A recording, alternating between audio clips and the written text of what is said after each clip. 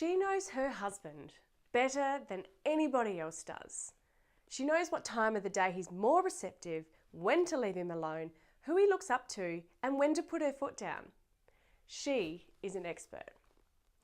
She manages the kids, the books and the workers, and she understands the business, though perhaps a little differently to the way that he does. She cares about his whereabouts, about what could go wrong and how it might affect the family and the business. She's engaged. She's close enough to the work to be passionate about it, but distant enough away to remain objective. She might have some physical limitations in the paddock, but they work to her benefit because she's careful and she's risk averse. She listens to her husband groan about his work-related ailments, about whatever broke down that day, the improvements the neighbour has made, and how Trevor shouldn't be reaping in the heat. She's connected with the other women in the district and she listens. She's informed. She knows how to plant a seed in the paddock and in the mind of her husband, and she knows how to nurture change, even if it means taking things into her own hands. She is the rural woman, and that woman is you. Hi, my name's Alex Thomas, and as the daughter of a rural woman and the part-time carer for a disabled pastoralist, I'm here today to tell you about just how critical your role is in supporting our men to look after themselves. Now I know you've probably heard all of this before, but let's break it down. Recent reports from Safe Work Australia highlight that the agriculture industry constitutes for just 2.6% of the Australian workforce, yet it's accountable for 21% of fatalities nationwide. Men represent 67% of workers in the ag industry, and yet 92% of fatalities. When my dad passes away, he, like so many others, won't be accounted for in these statistics because he never reported his injuries, because he's tough as nails, and because he wouldn't want people to fuss. Sound familiar? The problem here is even bigger than we think it is. But what if he was compliant? Would that change where he is today? Compliance is a dirty word. To be compliant with work health and safety legislation is more often than not assimilated with paperwork, policies, penalties, procedures, box ticking, dust collecting, perceived as costly and convoluted, and yet we forget that the intent of compliance is simply just don't kill someone. A recent review on research in work health and safety in agriculture has indicated that while heaps has been done to try and reduce the likelihood of fatalities, for example, training, seminars, Kickstarter programs and fact sheets about safety, the fatality rate for agriculture remains almost 8 times higher than the average rate for all industries nationwide. Something just isn't working, and yet we've been down this road before. 30 years ago, nobody wore seatbelts. Drink driving was as common as a farmer whinging about the weather, and smoking was still an accessory. So, what's changed? It's now socially unacceptable to partake in these things. Our individual belief systems on what is okay versus what is not okay have changed. Not because we sat in the classroom for an hour, not because we followed a procedure, not even because we might get in trouble. We've been influenced by those around us to make better choices. Now, I've spent a lifetime watching, revering and learning from you, our rural women. And do you know what I love the most about all of you? So many things. But most of all, I love how curious you are about how for some of you, curiosity has been the difference between being destined for a life sipping lattes in the CBD, my mum, and uprooting your entire lives to go and live in the country or some other area of the state. I mean, let's get real here. I mean, how many of our traditional 6th generation farmers have left the farm to go and settle in the city? I love how well you're able to communicate and how you connect so well with others. About how without even speaking to your husband's, brother's, neighbour's wife, you know just how hard it is for her to get her husband to put a fence up around the homestead for the kids' safety. And more than anything, I love how much you care. About how you spend countless unpaid hours volunteering for the local Redea committee, Nicole Locke, lobbying government against the ridiculous amounts of red tape that choke productivity, Karen Baines, advocating for children's education via the Isolated Children's and Parents Association, my mum, and facilitating conferences that bring us here today to empower rural women for change, Deb Baum. The proof is in the pudding, ladies. It's in this harnessing this care factor that becomes our capacity to lead change. Now, I don't profess to have any kind of silver bullet for how to inspire your husband to put the bloody toilet seat down, let alone to become some kind of safety activist. But what I do know is this. Some men, in fact probably most of them, are more receptive immediately before sex.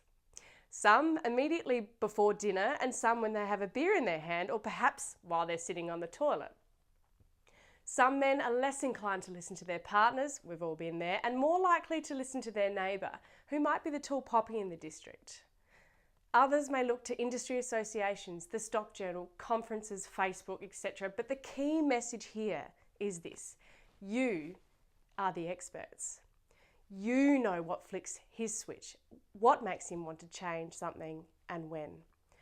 I mean, let's think about it. How much stuff gets done post-shearing, post-harvest, post-fishing, as opposed to any other time of the year? What about when wool prices go up or after a decent rain? You also know when it is that you feel scared about either something you or your husband need to do that's particularly dangerous. And this again is key, ladies, because we don't want to talk about high-vis vests anymore. They're not that great at saving lives. We also don't want to talk about paper because again, that stuff ain't going to stop someone from getting tangled up in an auger. We're not keen on spending thousands of dollars on consultants for, you guessed it, more paper, and be buggered if we're going to spend more time on Google trying to work out exactly what it is we're supposed to do to become compliant. But do you know what does save lives? Rural women. Rural women who are prepared to speak up to their husbands, their workers, their friends, their children, the neighbour, the tall poppy, the executive officer from your industry association about what scares you about your husbands at work and about how that can be fixed. Ladies, it's not about having all the answers about safety. That's my job. It's about asking the right questions. People in general, especially men, are far more likely to take action on the basis of a question than being told what to do. It's about being really clear about what the life-threatening risks on the farm or the boat are and about doing something about them. Fences around homesteads, covers over tanks, guards around augers and winches, fix the brakes in the loader. Yes, he's been talking about that for a million years now. It's about setting clear expectations around what is okay and what is not okay. Don't work around silos on your own. No jumping on and off of a moving tractor. No fiddling with electrical work without a qualification, and no going out on your own without letting anybody know where you are. Ladies, we've been planting seeds in the minds of our men for years. And if none of what we've spoken about today works straight away, you know what you need to do? Repeat yourself and call on the rural women around you to talk louder. Or do it yourself. And if he doesn't like the way that you've done it, he'll pretty quickly let you know and start fixing it himself. For example, woman marries into 6th generation farming family. She has 3 children under the age of 6. The homestead isn't fenced off and there are bee doubles constantly speeding up and down the driveway, and his relatives do the same.